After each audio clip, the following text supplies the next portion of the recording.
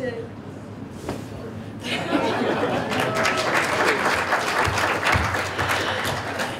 It's extremely heavy, which is why we balanced it on the crate. Alice has been with us for 20 years, Alistair, something like that.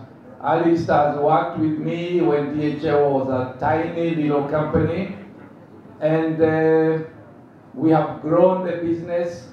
We have over 150 workers now, and really we have some workers who've been with us from day one. They've been members of the company, which gives us a barometer to say, these guys know DHL takes care of its staff members. And we thank you all for giving your trust and your life to DHL. We don't take it for granted. For the customers, we are happy that you grow with us. We will continue to support you, to support your business, and make sure that Kenya becomes the leader in the region. We are at the turnaround. This is the turning point for Kenya to play a world-class part in building the world economy, not Kenyan economy, but the world. So we hope we'll be having the structures to support you.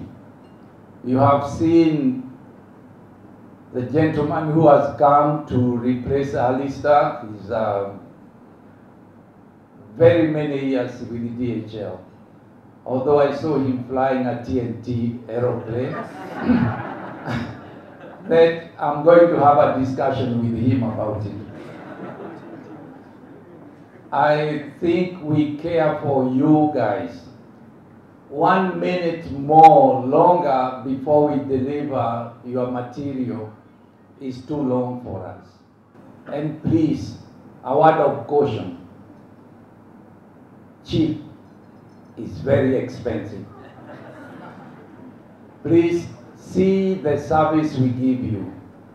Imagine if we failed to deliver, what it will cost you. So don't experiment. Believe it, DHL it. I'm going to make this sort of reasonably short, but the staff in DHL, fantastic people. I've loved working with you. I love you all. I'd like to introduce Mr. Alan Castles, who is my replacement. Fantastic guy. A lot of experience in the network. He's worked in Indonesia, Malaysia, recently in Angola. He's worked in the UK. And he shall be taking over for me. He's been here for about 2.5 weeks. I think he's sort of running, but he's catching up. Anyway, thank you very, very much. I would like to express my appreciation for everything that Alistair's done for DHL for more than 30 years. And his contribution has been enormous, particularly here in Equatorial Africa. So, Alistair, my appreciation, many thanks. Yes, let's do a round of applause. We're looking at extending our local routes, possibly down to Pemba in Mozambique from here, and a few other connections, maybe into Eastern Congo and so on. So I think that's some more exciting developments. We're also going to review our coverage of the business that we have here in Kenya. I think there are some more openings for DHL to have our own offices in various towns around the country, and so we'll be looking at that over the coming months. We've also been making some steady improvements in the infrastructure around the region, and thanks to Alistair, we're about to open a brand new building at Dar es Salaam Airport, which, for those of you who go there regularly or irregularly, you will not be able to miss, because it's a brand new building sitting up and very visible with all the signage around it, which will improve the service in Tanzania. So that's looking good.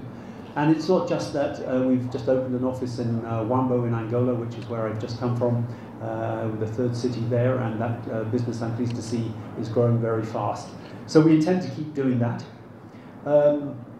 We want to make sure that we try to eradicate paper. We want to save some forests around the world. So for those of you who are still using paper airway bills to send shipments with DHL, please don't. Please use the e-com systems that we have, which will make life a lot easier for you, because you can track everything electronically, and it will help reduce the amount of paper we have in our systems.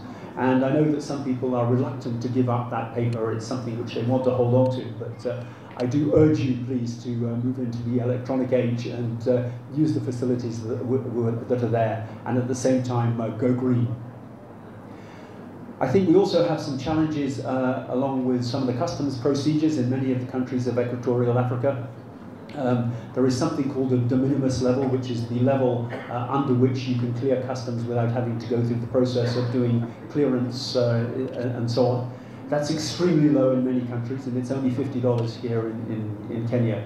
And we'd like to be, I will be doing some lobbying in various countries to try to raise that, because the amount of revenue you get is very small, and the cost of collection is very often 10 times what actually the revenue you get. But I think it does give you an illustration that we are not standing still, and we are not complacent. We want to make sure that we expand our network.